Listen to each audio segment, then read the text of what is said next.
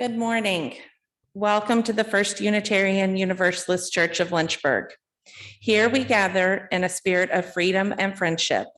Whoever you are, whatever your beliefs, whatever your age, and whomever you love, you are welcome here. As we work together for justice, compassion, and peace, we also acknowledge with humility that our buildings sit on land originally part of the Monacan Nation. My name is Courtney Senna. I'm president of the Board of Trustees. If you are with us for the first time, we are glad you chose to be here this morning to participate in the service for this church community we love. We would be happy to tell you more about our community during virtual social time following the service. We will also have social time here in the sanctuary. If you would like to receive our monthly newsletter and Friday email updates, please fill out the virtual visitor card found on the website, uulynchburg.org, under Sunday services. It can also be found in the little pocket on the seat back of your chair. It's the yellow card. You may also wish to join our Facebook group. A special welcome, especially to those who are participants with the Salam Institute in Louisville, Kentucky, and the All Peoples UU congregation in Louisville. It is wonderful to be together today via Zoom. The readings we are using today are in our UU hymnal, which has words of wisdom from the world's religions and from great theologians and philosophers from across human culture, as well as Unitarian Universalist thinkers. Today, following the social time, we will have a town hall meeting. Please join us as we affirm our congregational covenant. If you have children in childcare, please pick them up during social time so that our wonderful childcare providers will be able to join us in the sanctuary for the town hall meeting.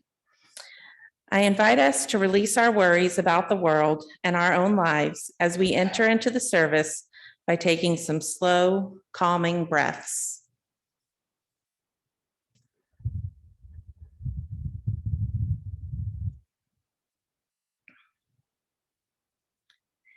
As we enter into our time of worship, we light the flame of our chalice, sharing these words.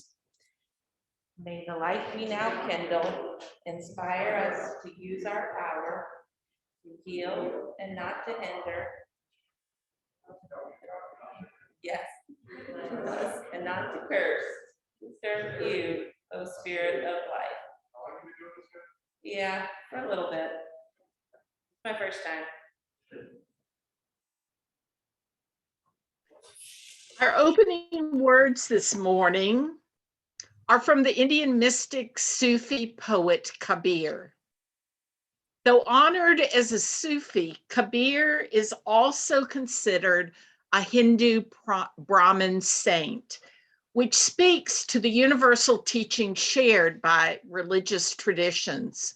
Kabir's poem is one of my favorites in our hymnal. It speaks to the human as a clay jug, and all this wonder and mystery is within us and accessible when we open our hearts to the mystery of creation.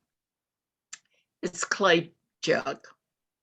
Inside this clay jug, there are mountains and pine mountains, and the maker of canyons and pine mountains. All 7 oceans are inside, and hundreds of millions of stars. The acid that tests gold is there, and the one who judges jewels, and the music from the strings no one touches, and the source of all water. If you want the truth, I will tell you the truth. Friend, listen.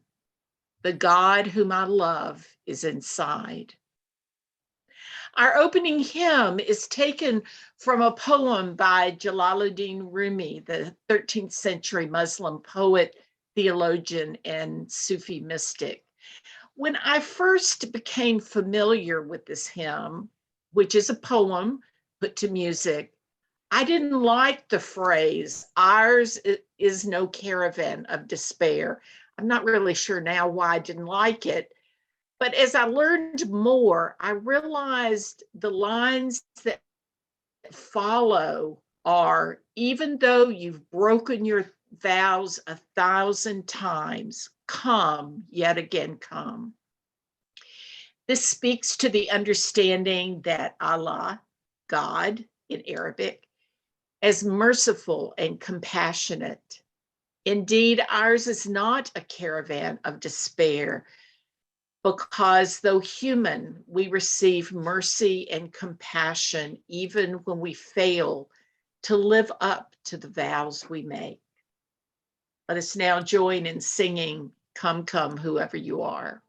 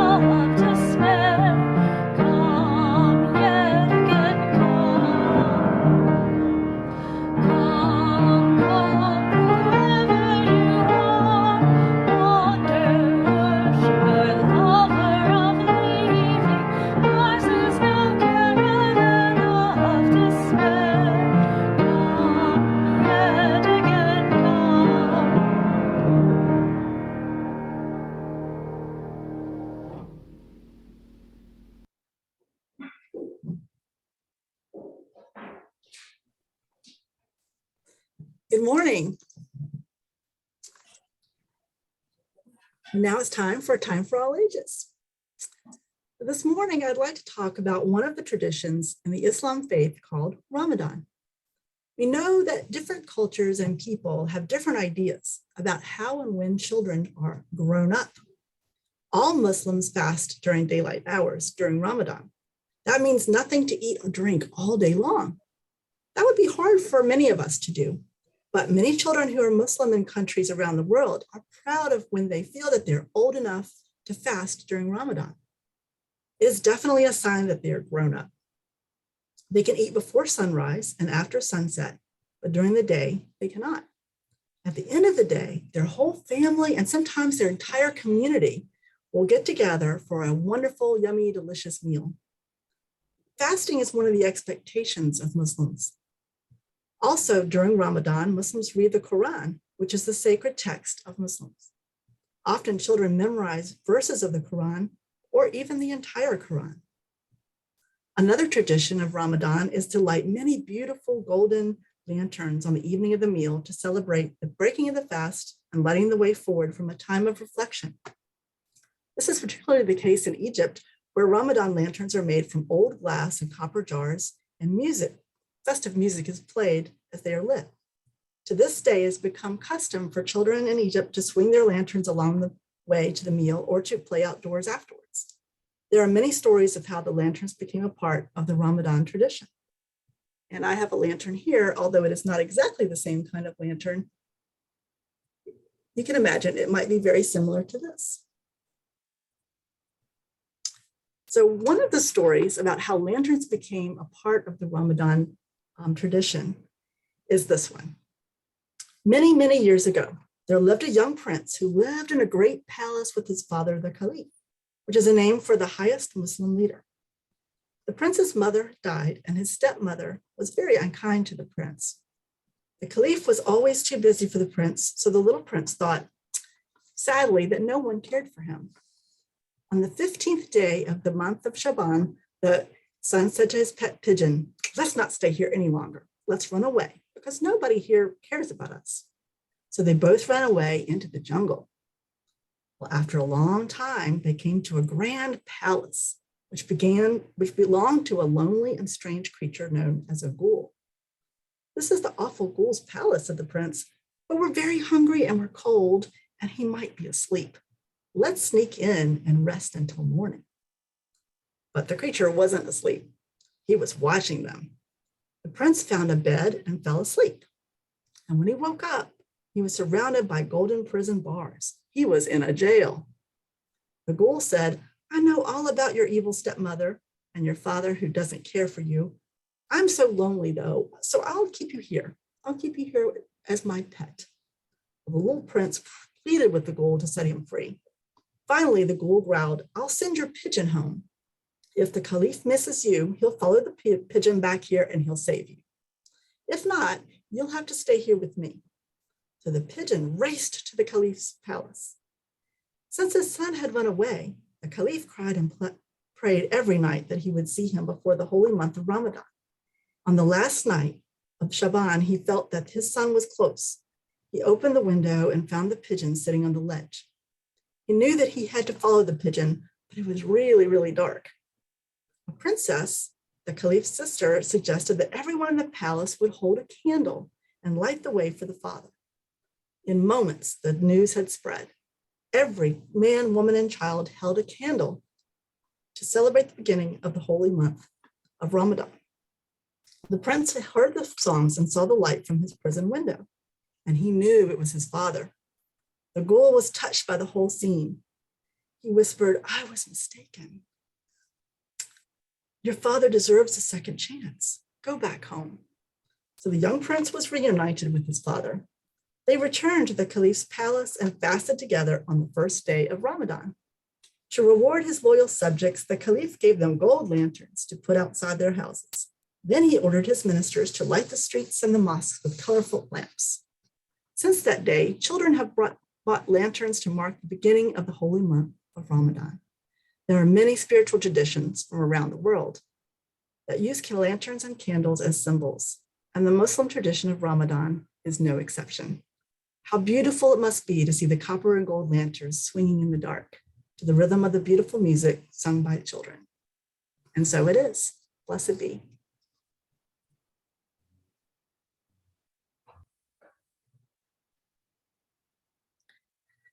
The ministries of our church are supported by the love, talent, and efforts of our many volunteers and staff, as well as the monetary support of our members and friends.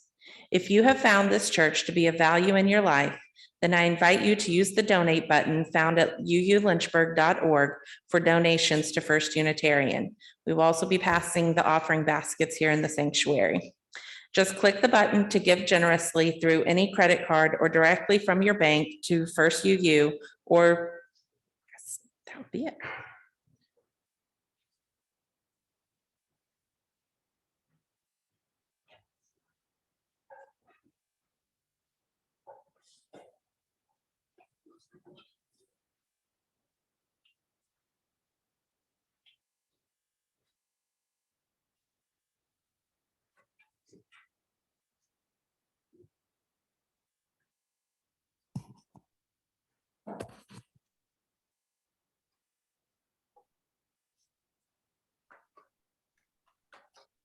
And we are ready for our offertory.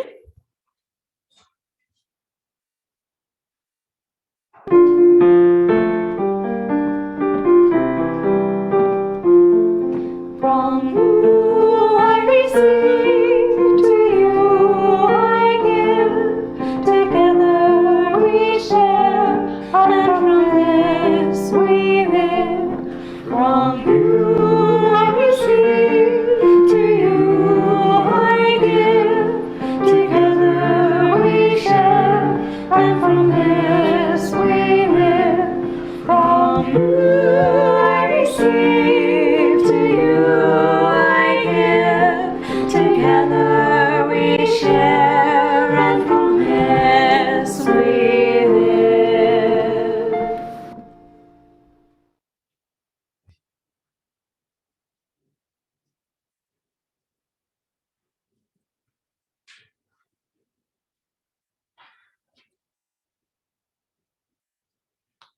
As a lead into our time of joys and concerns, we're taking a few minutes this morning to celebrate the end of our service at the Gateway.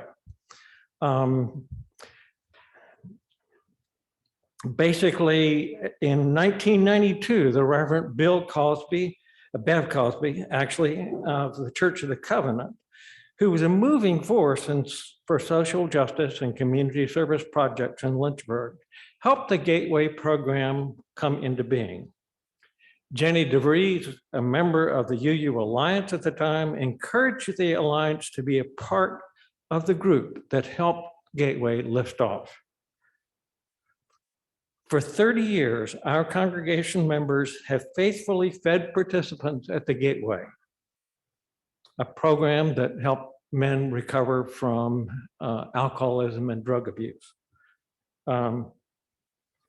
During that time, the Gateways had up to a maximum of 24 people and as few as now only 6 as they come to an end of their program. But over the years, they have served over 1,000 men. And our congregation has actually provided food for almost all of those 1,000 men. Over the years, a variety of people have coordinated our program. They include Molly McClendon, Trudy Phillips, Ruth Ball, McConnell and Bob Morris, the 2 of us, have acted as coordinators, as well as a great many members of the congregation who have brought dishes at different times. And actually, I'm going to invite those out in Zoom land to switch to gallery view, if you know how to do that. So you can raise your hand and wave to the other people who have brought gifts or food at one time or another. And I'm going to invite those in the sanctuary who at one time or another, either you or a member of your family have brought food to Gateway to raise your hand.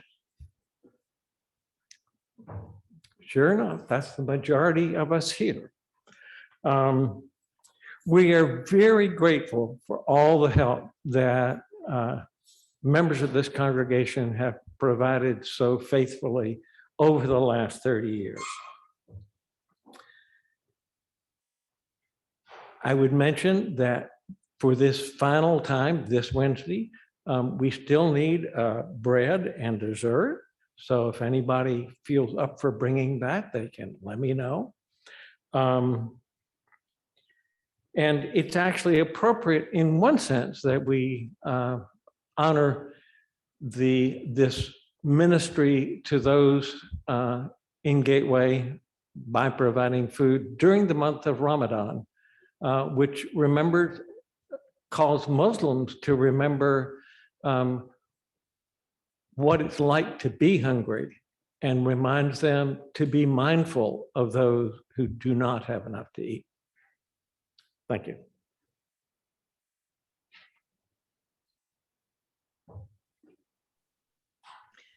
Bob, thank you so much. You know, I've decided that this morning is sort of like inviting guests over for dinner, and your polite children who have been polite all day decide to act up. I think that's what our Zoom connection is this morning, or at least mine feels that way. In this church community, we share our joys and sorrows and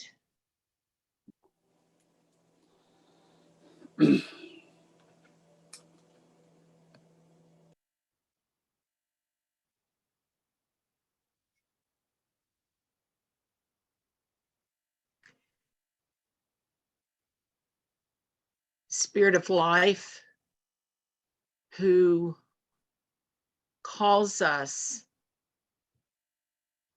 to be faithful adherents to our religious traditions.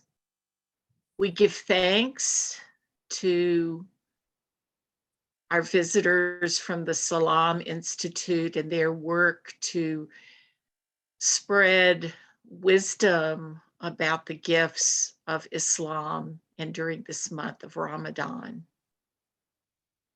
We hold up today our joys and concerns May those who are ill in mind, body, or spirit find healing and wholeness.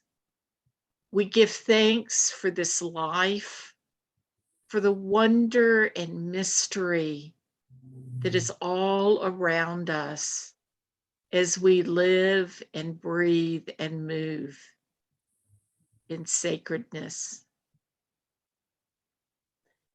We give thanks for the work that is ours to do in the world.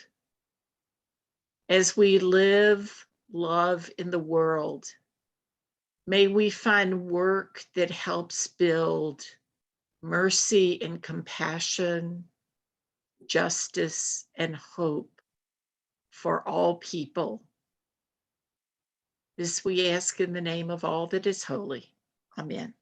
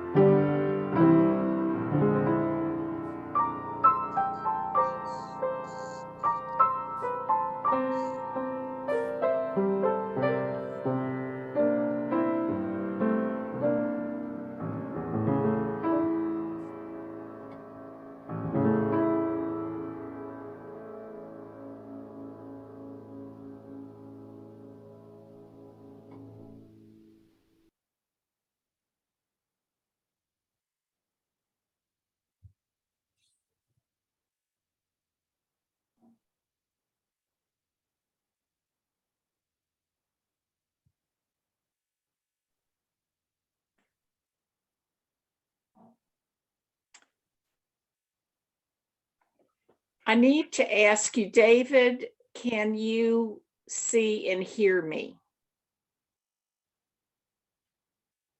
Yes, I can. Okay, thank you. I've given up on the computer internet and doing the phone now. Thank you all for being here this morning. And I have to say, some of the poetry in our UU hymnal, I really love and go back to over and over again. So I'd like to share a poem for reflection by Muhammad Iqbal, who is considered the spiritual father of Pakistan. And he was a leading Persian and Urdu poet in the first half of the 20th century. Where in our hearts is that burning of desire? It is true that we are made of dust and the world is also made of dust, but the dust has motes rising. Whence comes that drive in us? We look to the starry sky and love storms in our hearts. Whence comes that storm? The journey of love is a very long journey, but sometimes with a sigh, you can cross that vast desert. Search and search again without losing hope. You may find sometime a treasure on your way. My heart and my eyes are all devoted to that vision. How many of us have felt like we have perhaps been on a long search for a spiritual home where we could find wisdom and truth? It took me a long time to find Unitarian Universalism, and at times it felt like the search for a faith where love and justice were primary was indeed like crossing a dry desert. The mystical poets of Islam and Sufism offer me a way to see the world through the eyes of spirit and heart. They encourage a deep engagement and interrelationship with the sacred, with knowledge, with wisdom.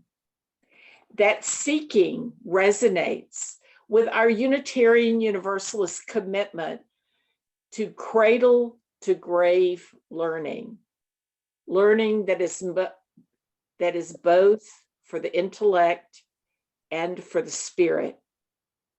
So many thanks of you who are with us this morning from the Salam Institute, and to everybody for dealing with the Zoom issues this morning.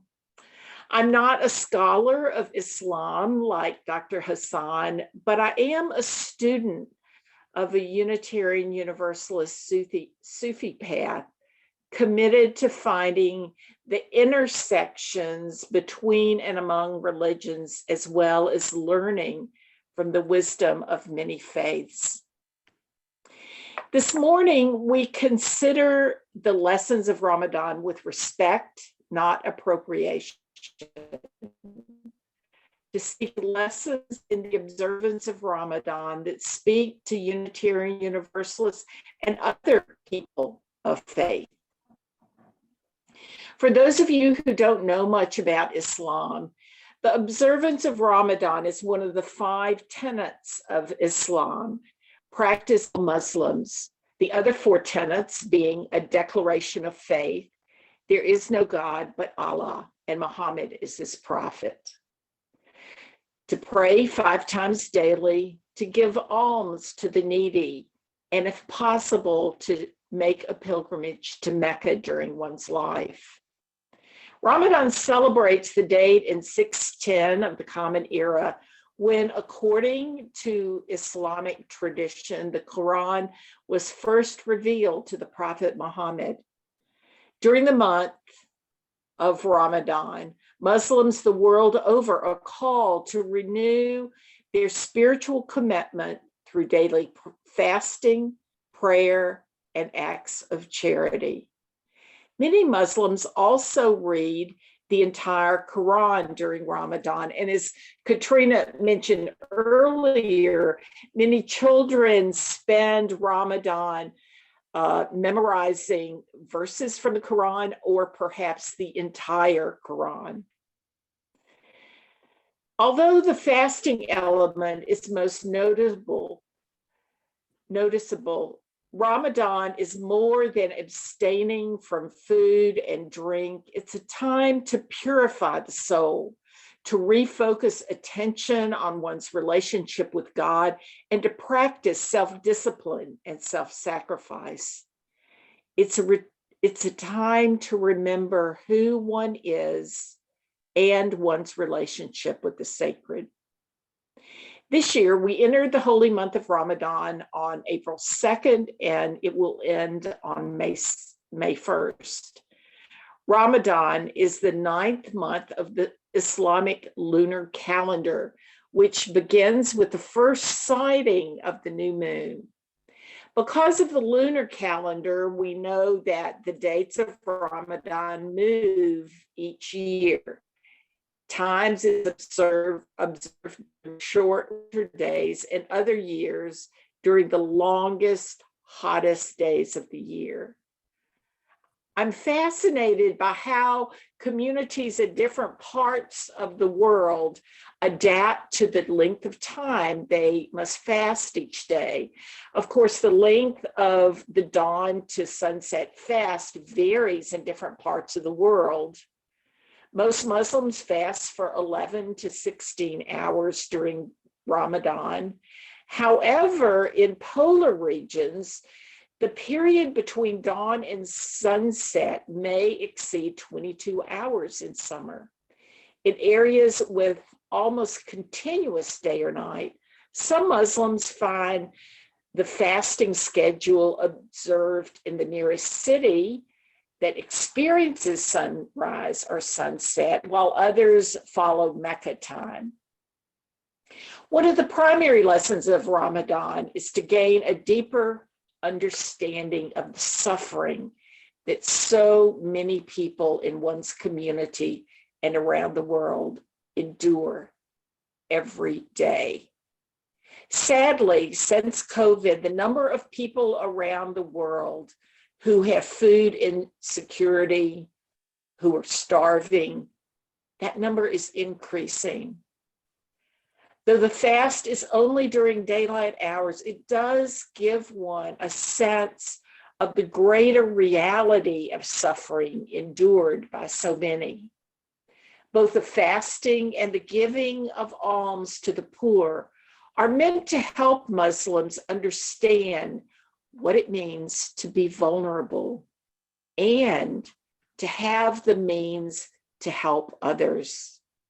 It is a time when one can re-examine one's responsibility to create a more just world where all people have enough food and clean water, something that is important to Unitarian Universalists. The observance of Ramadan offers an understanding of the essence of Allah, God, as mercy and compassion. The first surah or chapter of the Quran is the Surah Fatiha, which names these foundational traits of God and begins, Bismillah ar-Rahman ar-Rahim. One translation of that is, in the name of Allah, most gracious, most merciful.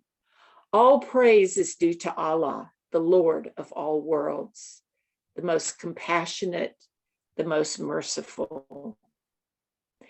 Islam then calls believers to live a life dedicated to acts of compassion and mercy, making the act of fasting and indeed all life sacred. Every human is called to live our life according to those attributes. As you use, we speak often of compassion, and likewise, I think mercy is a value to which we aspire. I chose our closing hymn because, well, it's one of my favorites. There's a wideness in your mercy. It speaks to how we humans make our practice of mercy too narrow. Ramadan can help teach us that we need to open our hearts to live as if all life is sacred, all people part of our human family. We are called to do what we can to offer compassion and mercy to those whose lives we touch. We in our congregation have affirmed that commitment in the final line of our mission statement, which says, "We live love in the world." Love is the embodiment of compassion, mercy, justice.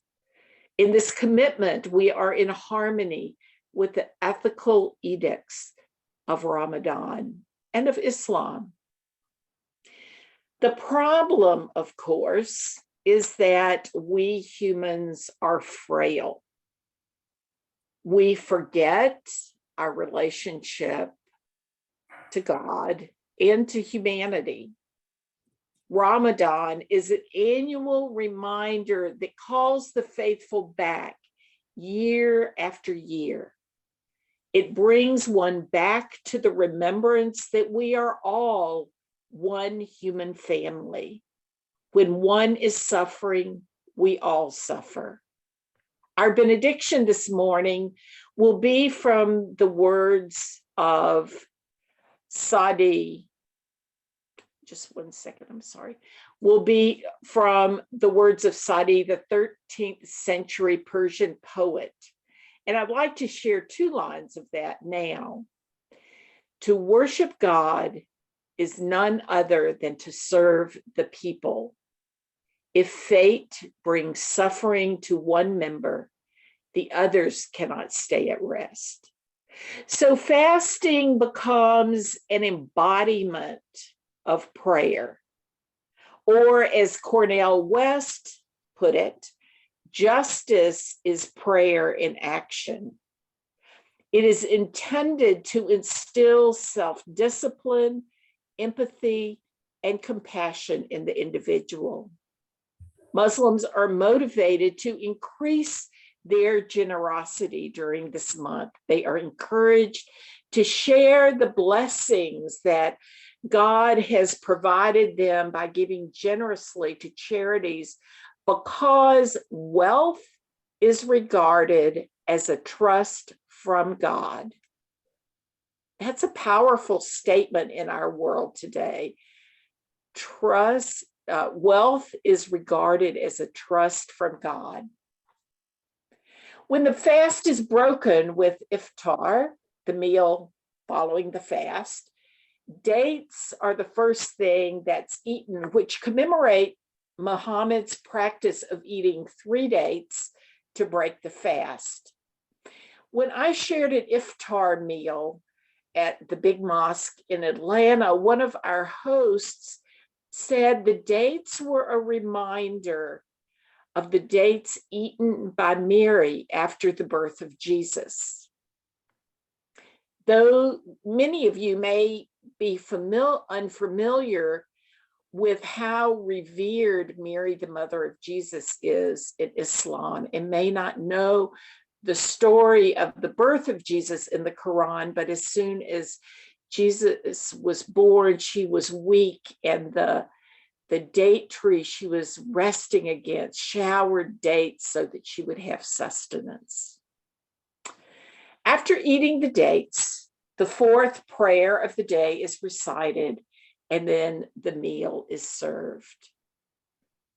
One aspect of the observance of Ramadan that I think is really powerful, especially after these last 2 years of isolation, is how the breaking the meal, the iftar meal, helps solidify family and community ties. Every night of Ramadan, families and community members at mosques break the fast with a shared dinner. This offers individuals vital support to persevere during the long days of fasting.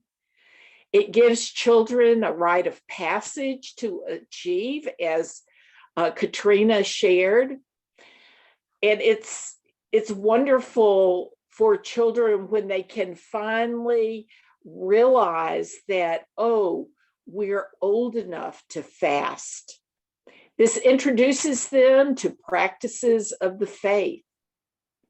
In these trying times when so much of the world is insecure and fragile, the gathering of families and community during Ramadan is an act of solidarity that needs to be shared throughout the human family.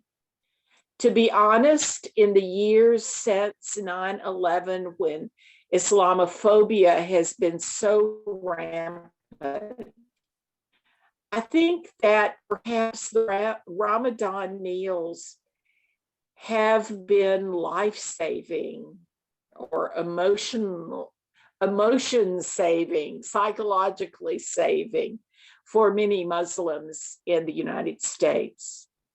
As communities find ways to work for peace and justice, it's important for us to find ways to support one another.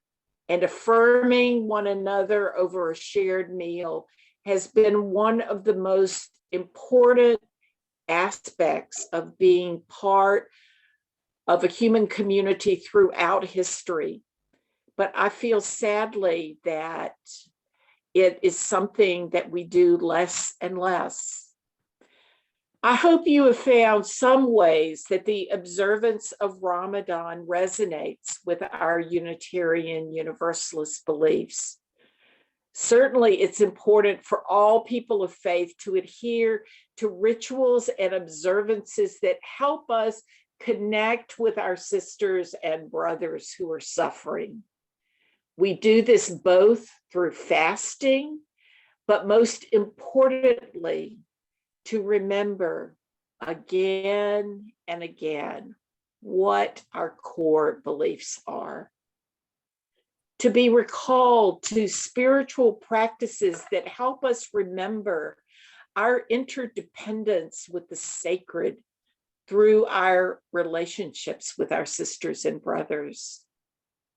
We need to remember that we cannot do this alone.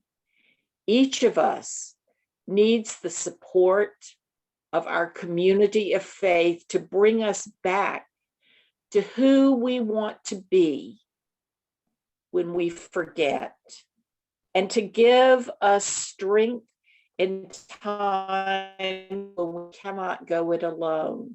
May we honor and respect the gifts of Ramadan and our shared commitment to compassion, mercy, and love. Let us now share our closing hymn, number 213, There's a Wideness in Your Mercy.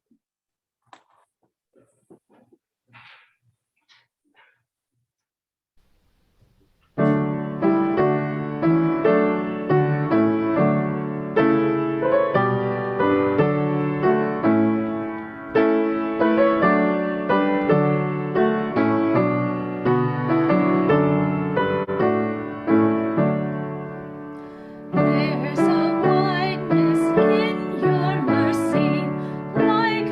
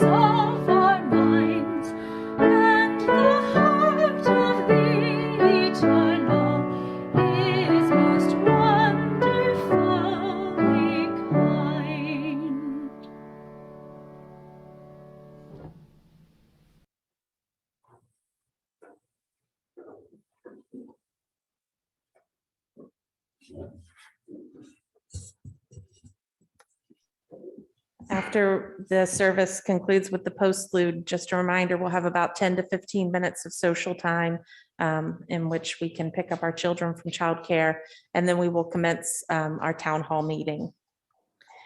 As our service draws to a close, we extinguish the flame of our chalice as we say these words together. We extinguish this flame, but not the light of truth, the warmth of Community or the fire of commitment. These we carry in our hearts until we are together again. Yeah. Our final blessing is entitled "To Serve the People" by Sadi. To worship God is none other than to serve the people. It does not need rosaries, prayer carpets, or robes. All people are members of the same body, created from one essence. If fate brings suffering to one member, the others cannot stay at rest. Blessed be.